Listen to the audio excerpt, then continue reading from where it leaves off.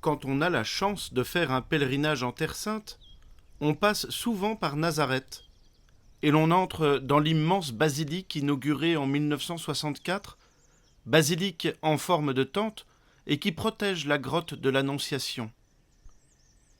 Sur l'autel, érigé dans cette grotte, 5 mots. Hic verbum caro factum est. Ici, le Verbe s'est fait chair.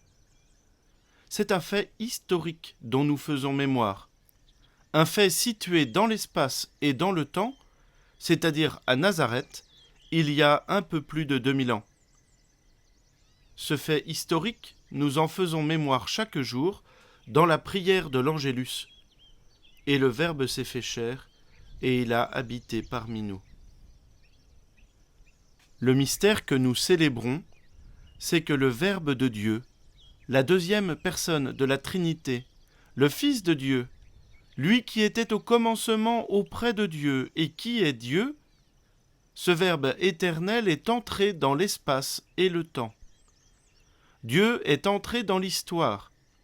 Ce mystère est tellement important que nous avons décidé, dans le monde entier, de fixer nos calendriers par rapport à cette date.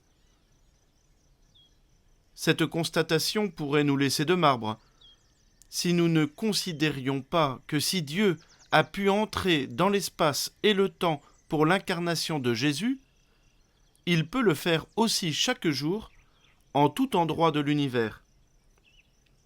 Et si Dieu l'a fait une fois pour toutes pour nous sauver en Jésus, il continue de le faire tous les jours dans notre vie, en particulier dans les sacrements, où c'est véritablement lui qui agit. C'est Jésus qui se donne sur l'autel à la messe. C'est Dieu notre Père qui pardonne nos péchés dans le confessionnal.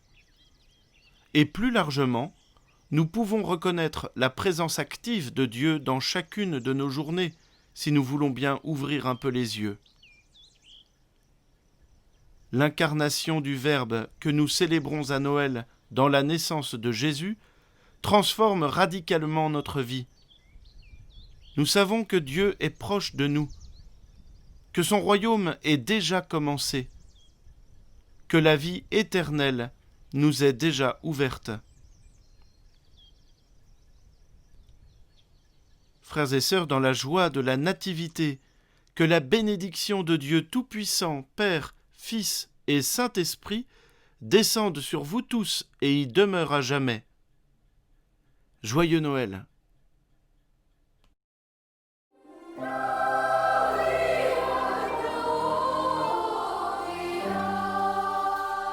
Gloria.